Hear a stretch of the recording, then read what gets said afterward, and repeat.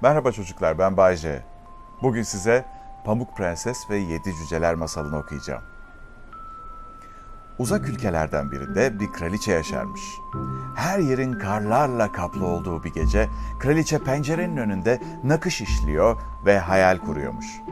Birden eline iğnenin batmasıyla bembeyaz kumaşın üzerine birkaç damla kan akmış. Kraliçe, bir kızım olursa beyaz tenli, yanakları elma gibi kırmızı, saçları da kömür karası gibi simsiyah olsun demiş. Aradan aylar geçmiş. Kraliçe dünyaya bir kız çocuğu getirmiş. Kraliçenin dilekte bulunduğu gibi doğurduğu kız beyaz tenli, elma gibi kırmızı yanaklı ve simsiyah saçlı bir kız çocuğuymuş. Ona Pamuk Prenses adını vermişler. Fakat kraliçe doğum yaptıktan birkaç saat sonra ölmüş. Aradan aylar geçmiş. Kral tekrar evlenmiş. Evlendiği kraliçe çok güzelmiş. Fakat kendinden güzelini görmek istemeyen ve buna asla tahammül edemeyen kibirli biriymiş. Her gün odasındaki aynanın karşısına geçer, "Ayna ayna, söyle bana, benden daha güzeli var mı bu dünyada?" diye sorar. Ayna da ona, "Sizsiniz kraliçem," diye cevap verirmiş. Yıllar geçmiş, Pamuk Prenses 14 yaşına gelmiş. Kraliçe yine günlerden bir gün aynanın karşısına geçip, "Ayna ayna söyle bana, benden daha güzeli var mı bu dünyada?" diye sorunca, ayna kraliçeye, "Kraliçem güzel olmasına güzelsiniz ama Pamuk Prenses sizden daha güzel," diye cevap verince kraliçe öfkeden deliye dönmüş.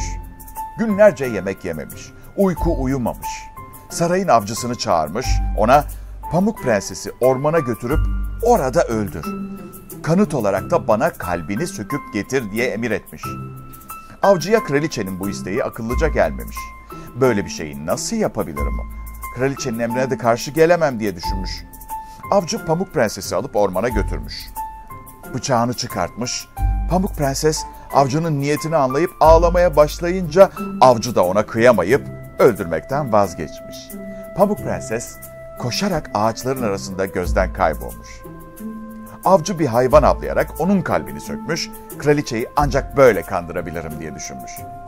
Akşam olunca Pamuk Prenses küçük bir evin kapısına gelmiş. Kapıyı çalmış, açan kimse olmamış. Cesaretini toplayıp içeri girmiş. Bir masa üzerine yenmeye hazır olan yiyecekler, 7 küçük tabak, 7 küçük sandalye, duvar dibinde de 7 tane yatak olduğunu görmüş. Beklemiş ama kimseler gelmemiş.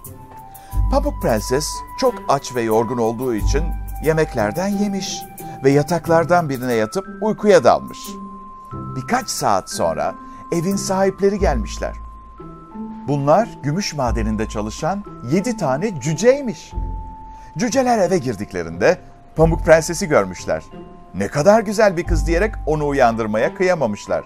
Sabah olduğunda Pamuk Prenses uyanıp da 7 cüceleri karşısında görünce çok korkmuş.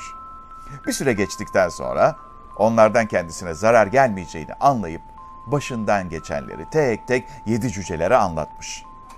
7 cüceler Pamuk Prenses'i çok sevmişler ve orada kalmasını istemişler.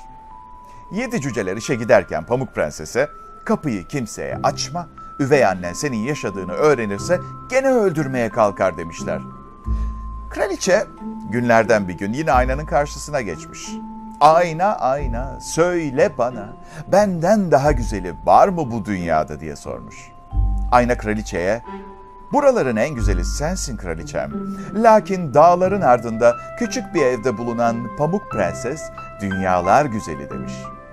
Bunu duyan kraliçe yaşlı bir kadın kılığına girmiş ve bir sepete elmaları doldurup Pamuk Prenses'in bulunduğu yere gitmiş.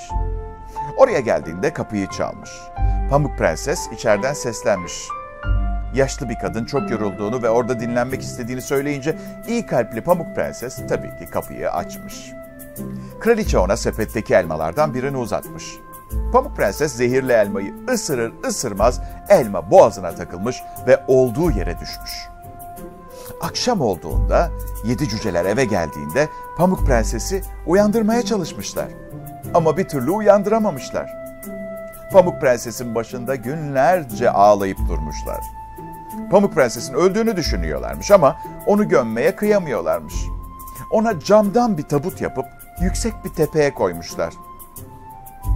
Günlerden bir gün bir prens, Pamuk Prenses'in olduğu yerden geçerken onu görmüş ve hemen aşık olmuş. Prens cücelere onu sarayıma götürmeme izin verin demiş. Cüceler prensin bu isteğini kabul etmişler. Prensin uşakları tabutu yerinden oynattıklarında Pamuk Prenses'in boğazına takılan elma parçası ağzından düşüvermiş. Böylece kötü kalpli kraliçenin yaptığı büyü de bozulmuş. Pamuk Prenses olanlardan habersiz ne olduğunu anlamaya çalışırken karşısında yakışıklı prensi görünce hemen ona aşık olmuş. Pamuk Prenses ve prens evlenmişler ve kötü kalpli kraliçeden çok uzak ülkelerden birinde çok mutlu bir hayat sürmüşler. Onlar ermiş muradına, biz çıkalım tahtına. Bay bay çocuklar.